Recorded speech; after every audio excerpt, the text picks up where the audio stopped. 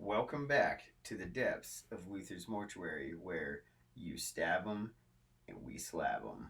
We're Dichotomy, and this is our review show, where it's episode 2, and we're already out of jokes. Thrill me.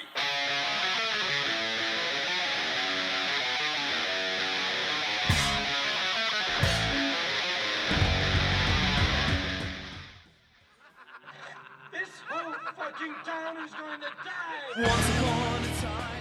Tonight on the slab, we have the 1981 Canadian slasher My Bloody Valentine. The film was directed by George Mihalka and written by John Baird. It was produced and filmed in the Sydney mines of Nova Scotia for a budget of $2.3 million. The film was released on February 11th, 1981, to mixed and poor reviews, mostly for its depiction of blood and gore, but it has since garnered a cult classic status.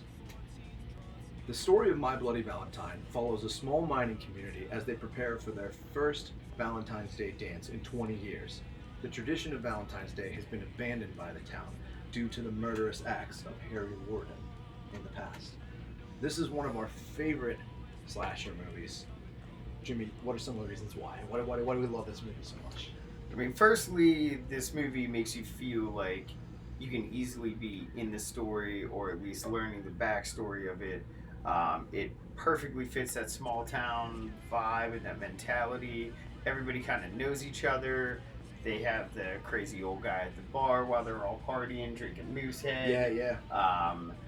They're playing little games, coming in and out of the mine. I mean, you can definitely see the sense of camaraderie. They all know each other, and then you have this like mysterious story that kind of keeps everybody tiptoeing around things and avoiding Valentine's Day. It definitely, for me anyways, harkens back to my favorite horror film, John Carpenter's Halloween, in the sense where, again, you've got a horrific event that happens.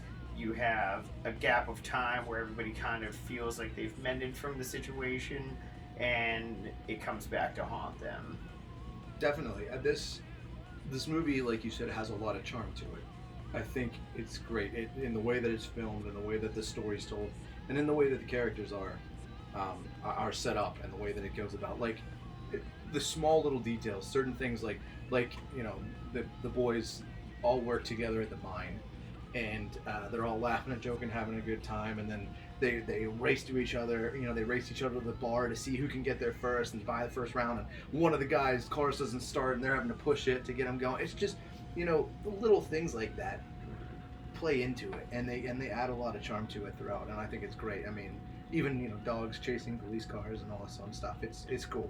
Yeah, a lot of character development as well. You have the interconnecting love story amongst them. You have the distant lover coming home, the prodigal son returning. To Henniger Mine. You have TJ, and then you have Axel, who's kind of stuck it out the whole time. He's kind of like fulfilled that spot. He's kind of stepped into the limelight, and then it's kind of overshadowed by the return of another character, and then all surrounded by this mystique and looming terror of Harry Warden, with great supporting characters too. Like there's always those goofballs and stuff. Like there's a couple of goofballs in it that play into it, but then there's also the sheriff and the mayor, who have a more serious role in the town. Can't forget Mabel. And then Mabel, and then the bartender, who serves more of the ominous role of life.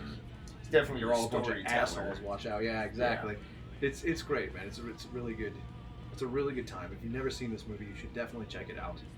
Another really cool thing about this movie that we love, especially as a band, is that it has its own theme song. At the very end of the movie, in the credits, there's a song called "The Ballad of Harry Warden." If you've ever checked out our music, you might have seen that as one of our songs, because we covered it. We covered it. We covered it with our own style, our own take on the song and stuff, because we love it so much. It's a great song. The original is very it's a folk song. It's got that sort of Irish Gaelic storytelling folk song combined with just a guy sitting around a campfire playing guitar kind of vibe to it, and it fits perfectly for the movie, and it's a really cool thing. Not a lot of movies have that. No, definitely not. Not that I can think of, really. And for us, it was a passion project to kind of breathe new life into that song for our purposes of just sharing this movie and again the music with people because we love it so much. And it's kind of a lesser known slasher film, but at the same time it's got elements that anybody could really sit down and enjoy. If you're a fan of the horror genre, you should absolutely see this movie. I think that it's a must see. I think it's one of the classics. Chances are you probably have seen it if you're a fan of the horror movie, but you know we've talked to a lot of people that seem like they haven't, and it's kind of surprising to us. So this is our public service announcement to get out there and watch this movie and cancel the dance, or else.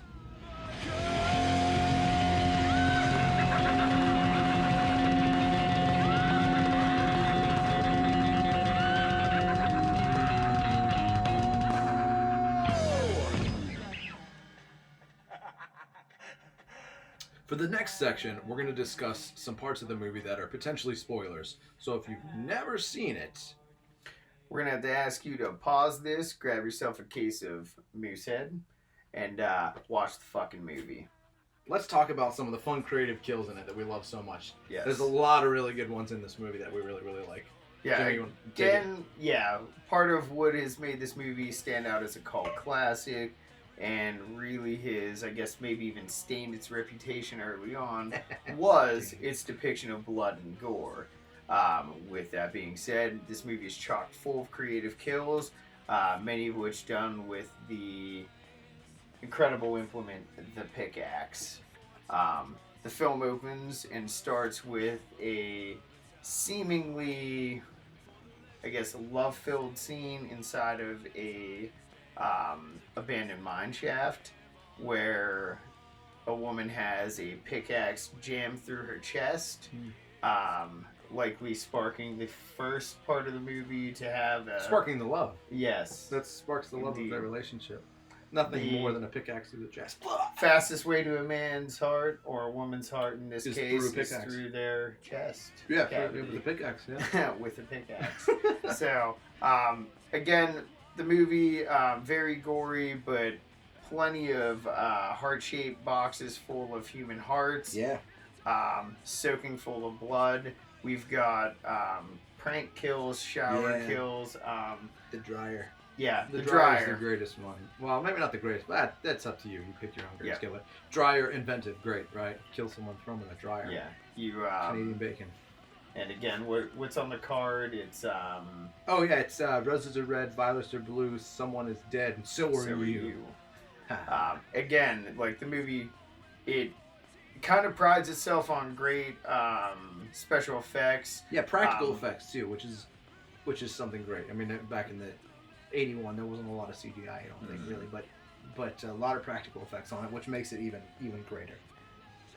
Helps it hold that, I don't know, authentic feel to it in a lot more ways. It was really cool. Nail guns to the head, and pickaxes, showers coming out of mouths from being impaled, and it's just so good. Pickaxes through the bottom of the mandible, popping out through the eye socket. That's hands down, I think, one of my favorite parts of the film is the crazy bar owner planning a prank and just so full of his own handiwork that he just keeps going back and testing the waters. Yeah, dude, that's so and fun. Upon his final attempt, realizes that Harry Warden is in fact behind the door. Dude, so good. Yeah, you're left just watching his body be drug away with a pickaxe through his head. So I think the other thing that we really, really like about the movie, what I like about it, especially the ending, it ends open-ended, which is so fucking great. You get that hysterical laughter. He just, goes off into the distance and missing an arm. And, he's going in the line. He's missing an arm.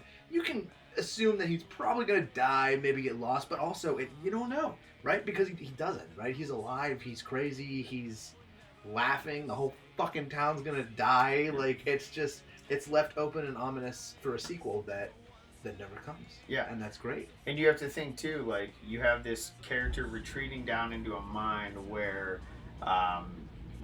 Harry Warden was trapped at one point in time for 6 weeks and survived. Now, again, I mean, other than eating his own flesh, I don't really know what he he could could eat the survive. flesh of all those Unless, people he killed. Yeah. So, I mean, there's a chance he could survive in there for a while and come back. Harry Gordon's still alive. That's what I'm going to watch. Yep. Axel's still alive. When it really comes down to it, the whole fucking town is going to die. The whole fucking town is going to die. That is what you take away from it. Well, the whole fucking town potentially does die, but there was never a sequel to the movie. They left it open-ended, never a sequel. But this is one of those movies that was handled with a remake, and handed one of those wonderful early, well, actually it was late 2000s, but one of those wonderful 2000s torture porn, overly gory, not super fantastic remakes that were just the whole friggin' 2000s. We have Friday the 13th, My Bloody Valentine, Black Christmas, Sadly, Halloween. So many remakes of the torture porn era. And nothing against the teach their own, but you know, I don't know. You're revitalizing a classic genre, I guess. I mean, a remake's a way to go, or reimagining would probably be a better way. Even a sequel, but in the case of My Bloody Valentine, it was a little bit of it was a remake, but it was also a little bit of its own. Yeah, its own retelling. We should give it and it was done in credit. 3D, so Yeah, let's not talk about that part of it. Yeah. I think, so to recap on it too, so the 1981 classic is fantastic, right?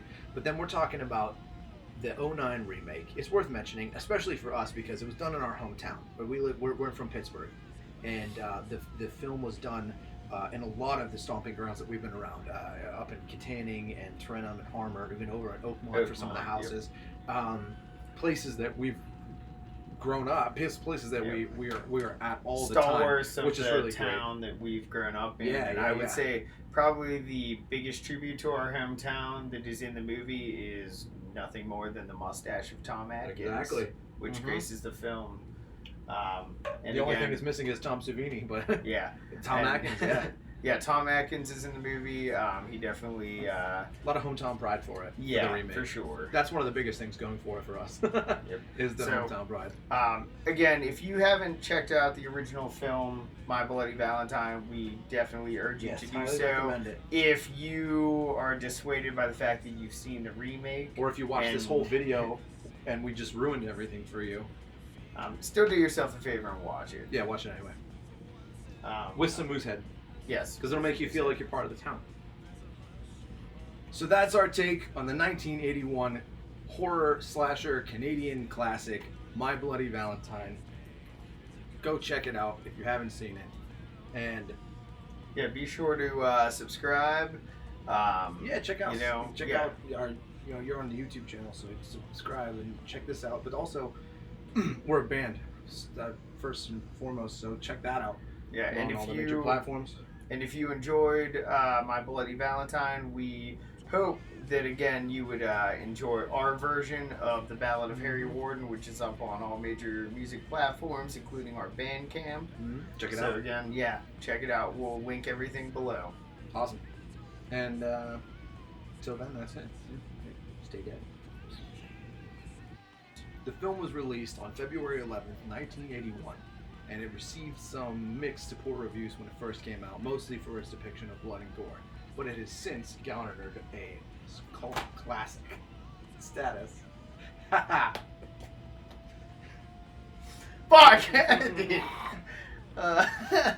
All right. Well, and we suck.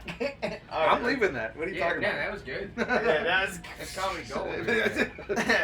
That was. We should leave it in Should there. keep it in the credits for like a blooper reel. For just the like- legend they say on a Valentine's Day. It'd just be me Either bouncing the way. video for a minute. Just loop it for like a minute and a half. My Bloody Valentine. My-